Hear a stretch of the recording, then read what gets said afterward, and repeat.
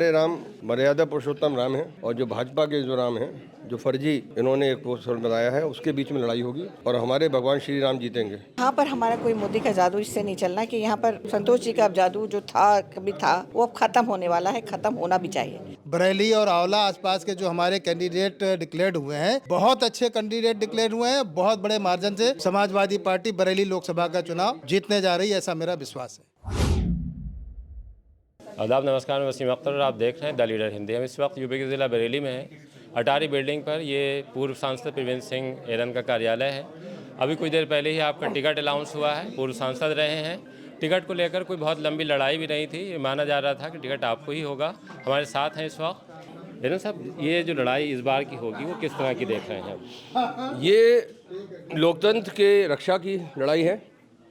युवाओं के रोजगार, युवाओं के भविष्य, युवाओं की तरुणाई को जो चुनौती दी गई है मोदी सरकार द्वारा, उसकी वो लड़ाई है।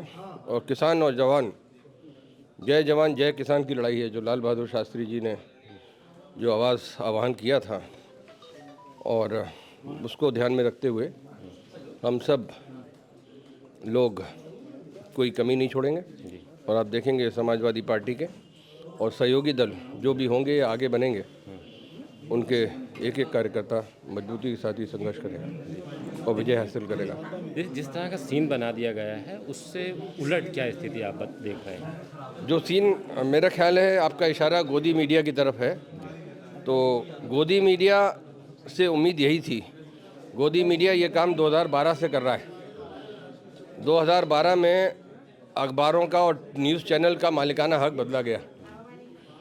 बड़े बड़े पूंजीपतियों ने देश के क्या बल्कि एशिया के जो बड़े पूंजीपति हैं, उन्होंने वो चैनल खरीद लिए। और मुझे लगता है कि ये एक बहुत बड़ी भूल थी कि मीडिया में 45% जो सीमा थी पूंजीपतियों के खरीदने की, वो सीमा अटल बिहारी वाजपेयी जी ने रखी थी, जिसको बहुत जब उन पर दबाव हुआ, सांप्रदायिक ताकतों का, आरएसएस का दबाव हुआ, तो उसको 49% किया गया। लेकिन किसी वजह से, किसी दबाव में जो है, उस समय तत्कालीन सरकार जो थी, उन्होंने 100% तक कर दिया। उसका नतीजा आज ये है कि जो मीडिया भारत का पूरे विश्व में निष्पक्ष मीडिया के रूप में जाना जाता था, वो गोदी मीडिया बन गया। जो गोदी मीडिया दिखा रहा है वो है नहीं। सच्चाई मोहल्ले में, गांव में कुछ और है, और वो हम और आप देखेंगे। बस ईवीएम का ज़रूर है। ईवीएम के प्रति हर गांव में, हर पोलिंग पे, हर मोहल्ले में, गली में शक है। लोगों को विश्वास नहीं है, और ये विश्वास की कमी ये लोकतंत्र को चुनौती है। मैं चाहता हूँ इसमें अगर मोदी जी और मोदी सरकार में हिम्मत है तो वो ईवीएम करा के चुनाव करा लें, और तब देखें। वो जो कहते हैं पारदर्शिता, मोदी जी वो पारदर्शिता दिखाएं ना, हिम्मत दिखाएं इसमें करने की। जो मुद्दे बताए जा रहे हैं, चुनाव उन्हीं पे होगा या आपको लगता है कि जनता में कुछ और माहौल है? जो गोदी मीडिया से दिखाए जा रहे हैं उसमें तो कुछ दिखाई नहीं जा रहा मोदी जी की शक्ल के अलावा। और मोदी जी कोई राष्ट्र नहीं है, मोदी जी कोई बहुत महान व्यक्ति नहीं है। उनका जो किरदार रहा है 15 साल का, वो सबको मालूम है। तो और ना ही वो पिछड़े वर्ग से हैं। वो जिस वर्ग से हैं वो जानते हैं। अपने आप को आप ताज पहना लें, अपने आप को आप अपने शासनकाल में पिछड़ा वर्ग घोषित कर लें अपनी बिरादरी को, तो पिछड़ा तो हो नहीं जाता। और अगले पिछड़े का सवाल नहीं है, सवाल इंसानियत का है, सवाल ईमानदारी का है। जो आदमी प्रधानमंत्री की पद की आकांक्षा रख रहा हो, 15 साल मुख्यमंत्री रहा हो, वो इस तरह के हथियार इस्तेमाल करेगा, ये उम्मीद नहीं की जाती थी। नहीं, जैसे आपको क्या लगता है कि जनता के बीच मुद्दे हैं, वो किस तरह के मुद्दे जो इस बात को तय करेंगे? जनता में गरीब के राम और पूंजीपति के राम के बीच में लड़ाई होगी। हमारी लड़ाई हम अपने स्तर पर, क्योंकि समाजवादी पार्टी सबको एक फ्री हैंड देती है अपने अपने। तो हमारे लिए हमारे राम मर्यादा पुरुषोत्तम राम हैं, और जो भाजपा के जो राम हैं, जो फर्जी इन्होंने एक पोस्टर बनाया है, उसके बीच में लड़ाई होगी और हमारे भगवान श्री राम जीतेंगे। जैसे इधर अगर मंडल की बात करें, जो जिस तरह से टिकट किए हैं समाजवादी पार्टी के राष्ट्रीय अध्यक्ष श्री अखिलेश यादव, उनको लेकर क्या आपको लगता है कि जो राष्ट्रीय अध्यक्ष जी की जो ओरिजिनल मंशा थी, आज बरेली के टिकट को ध्यान में रखते हुए मंडल के टिकट को ये PDAA बोलने में दिक्कत होती है, तो इसलिए, वरना ये PDAA है, यानी पिछड़ा, दलित, अल्पसंख्यक और अगड़ा। तो ये दिखाता है, और ये गणित काम करेगा, और ये इस गणित ने हमेशा काम किया है। अगर राष्ट्रीय स्तर पे कोई गठबंधन नहीं भी होता है तो जनता अपना गठबंधन बनाएगी, और उसमें वही यूनिटी दिखाई पड़ेगी जो 1977 में जनता पार्टी के टाइम में और 1980-81 में जनता दल के टाइम में दिखाई पड़ा था। पब्लिक इस बार यूनाइटेड होगी, पब्लिक चुनाव लड़ेगी। अध्यक्ष जी, टिकट हो गया, अब आपको क्या लगता है कि लड़ाई जो है आगे किस तरह से जाएगी? टिकट माननीय जी ने बिल्कुल सही समय पे किया है। हम उत्तर प्रदेश के पूर्व मुख्यमंत्री, समाजवादी पार्टी के राष्ट्रीय अध्यक्ष आदरणीय अखिलेश यादव जी को बहुत बहुत धन्यवाद करते हैं कि हमारे बरेली जनपद में बहुत बढ़िया प्रत्याशी चयन करके हमें दिए हैं, और हमारे आंवला और बरेली दोनों प्रत्याशी बहुत मजबूत हैं, और हम लोग बढ़िया समीकरण बना के डटेंगे।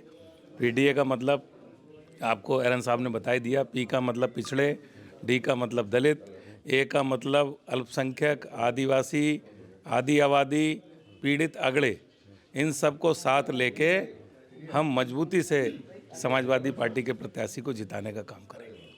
शबीम भाई, टिकट इस बार जल्दी हो गया, अमूमन देखा है समाजवादी पार्टी का टिकट लेट होता है, इसका क्या फ़ायदा होगा पार्टी? देखिए, हमारे पार्टी के राष्ट्रीय अध्यक्ष आदरणीय अखिलेश यादव जी, जो करोड़ों करोड़ों युवा दिलों की धड़कन है, हमारी जैसी मांग थी, हमारी सबकी मंशा के अनुसार पहले टिकट डिक्लेयर कर दिया। लेकिन इस टिकट में ख़ास बात यह है कि आदरणीय प्रवीण सिंह ऐरन साहब, पूर्व सांसद जी, जनप्रिय, लोकप्रिय, बेदाग छवि के प्रत्याशी हैं।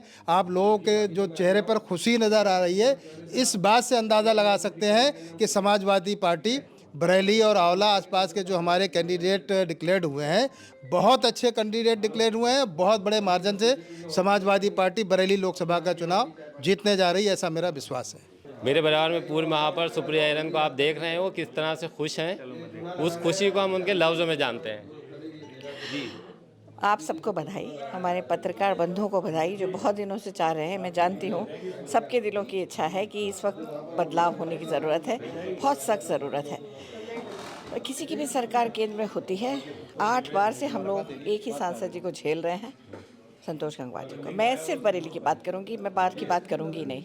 बरेली वाले मुझे गिना देंगे अगर कि वो 8 बार कैसे जीते, और उन्हें काम करना ही नहीं पड़ता, क्योंकि उन्हें पता है कि मैं हुक्का बाई क्रूक जीत जाऊंगा, चाहे वो जो भी तरीके अपनाते होंगे। लेकिन अब मुझे ऐसा लगता है कि जो युवा वर्ग है, जो नई पीढ़ी जो वोटर बनकर आई है, जो आधी आबादी है, जो हमारे किसान भाई हैं, जो बेरोज़गार युवा हैं, वो सब अब अति हो चुकी है, अब तंग हो गए हैं। वो यहाँ पर हमारा कोई मोदी का जादू इससे नहीं चलना कि यहाँ पर संतोष जी का अब जादू जो था, कभी था, वो अब ख़त्म होने वाला है, ख़त्म होना भी चाहिए। तो हमें पूरी उम्मीद है कि अखिलेश जी ने विश्वास जताया है प्रवीण सिंह ऐरन जी में। पहले मुझे टिकट दिया उन्होंने, और हमने बहुत बढ़िया चुनाव लड़ा, और उसके बाद अब जो उन्होंने प्रवीण जी पे इतनी जल्दी उनको टिकट दिया, हम उनकी उम्मीदों पर पूरी तरह खरे उतरेंगे। और जो उन्होंने जो PDAA जो है उसका जो लाभ मिलेगा, जो उन्होंने एक बहुत अच्छी सोच रखी है, उसका फ़ायदा मिलेगा, और हम पूरी मेहनत करेंगे। समय है हमारे पास, उम्मीद कर रहे हैं कि हमारे गठबंधन हो, कांग्रेस भी हमारे साथ चले, और अगर बहन जी भी चलेंगी, सही मायने में जो मकसद है भाजपा को हराने का वो पूरा हो। नहीं तो हम अकेले भी बहुत बढ़िया चुनाव लड़ेंगे और जीत कर आएंगे। जैसे ही आपका टिकट हुआ है, यहाँ ढोल नगाड़ों की गूंज सुनाई दी है, और समाजवादी पार्टी के जो बड़े नेता हैं और बड़े कार्यकर्ता हैं इस वक्त यहाँ पे मौजूद हैं, और सभी इस बात का, अगर उनसे बात करिए तो ये कह रहे हैं कि चुनाव जो है इस बार जैसा बताया जा रहा है वैसा नहीं है, और जब चुनाव होगा तो तस्वीर एकदम बदली हुई होगी। ये उम्मीद है किस तरह से जब चुनाव होगा तो साकार होंगी, इसके लिए थोड़ा सा इंतज़ार करना होगा।